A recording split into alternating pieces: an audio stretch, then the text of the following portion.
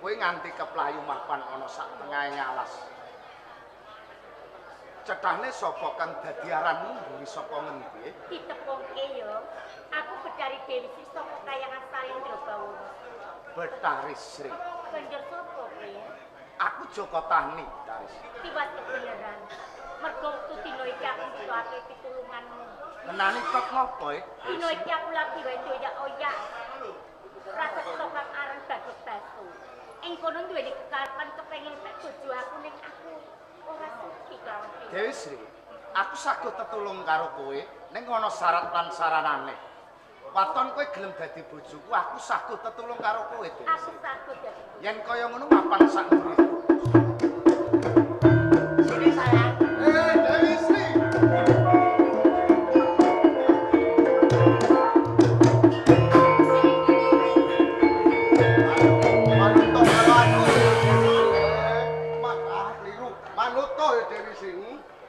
Iki ana buta buba ora karuan. Aku dhewe sing kok sing maju malah Umume sing bantet dak ya roti.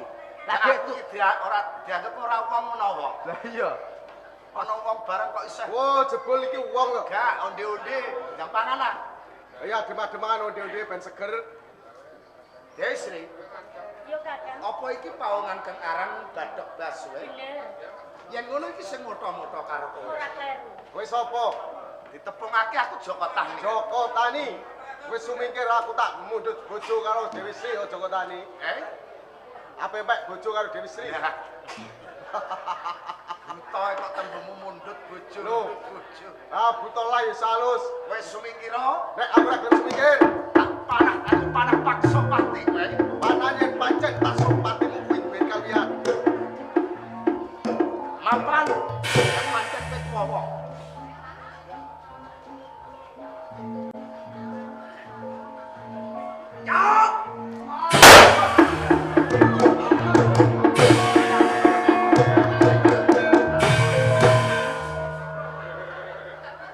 Joko Tani, ya aku terima. Tak sampurnake aku matur nuwun. Nanging eling-eling ya Joko Tani. Kowe wis gawe gelane atiku, kowe wis gawe kabelku. Lamun besok ana jumudule lintang temukus saka lawetan. Bathok Basu kali barungmu.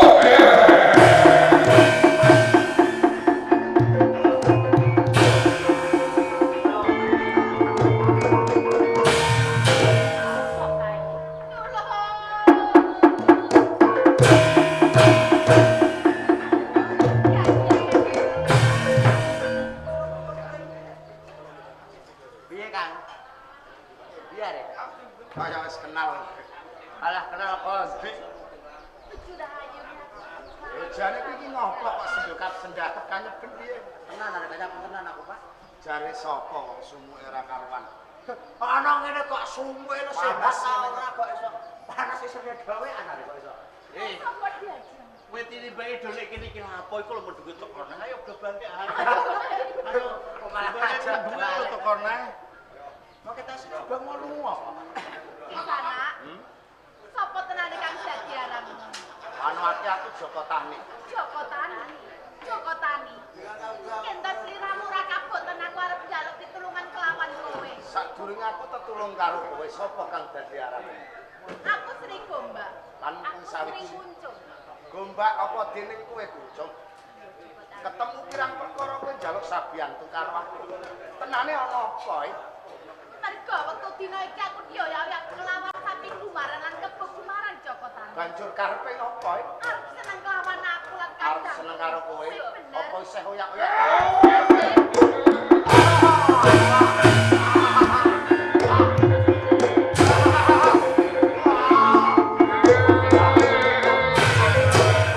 Arek iki kompak. Buta loro cacingan kabeh nek iki. Ayo Kuncung. Tak jak mungkana ing sendang ayam. Ya aku mau munggah kesalahan. Apa kemudun wae? Kudu nundung bokok kowe. Gonggak, Kuncung. Ayo mumpung blas, aku tau panah. Bener nek iki jenenge sapi Semarang lan Semarang. Sebabnya apa? Lah iku mangan jami. Nek kok sadar, Pak De. Iki lho, kok ngetak-ngetaki meneke kowe nang ngarit. Aku iki jenenge sapi ya saben dina gelet karo suket. Sopo kowe seminggi lo? Aku gelem swingkir ning ana sarate. Semetok.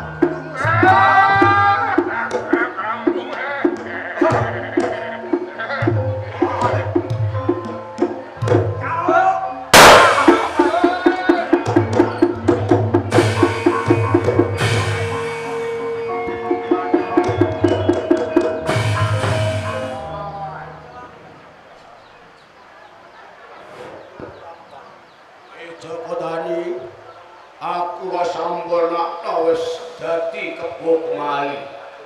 Eling dereling Joko Tani, wong tumpek, wong wedok sing bar duwe anak utawa lairno, kok ora diwori bojone sapan dina suwe. Ing kono bakal tak disiki Joko Tani.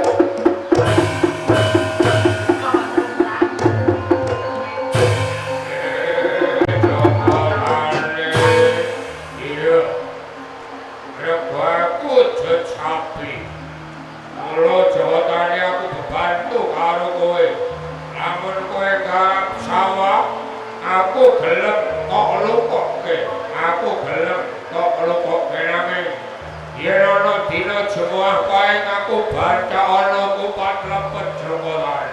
Wis cukup semono Joko Tani.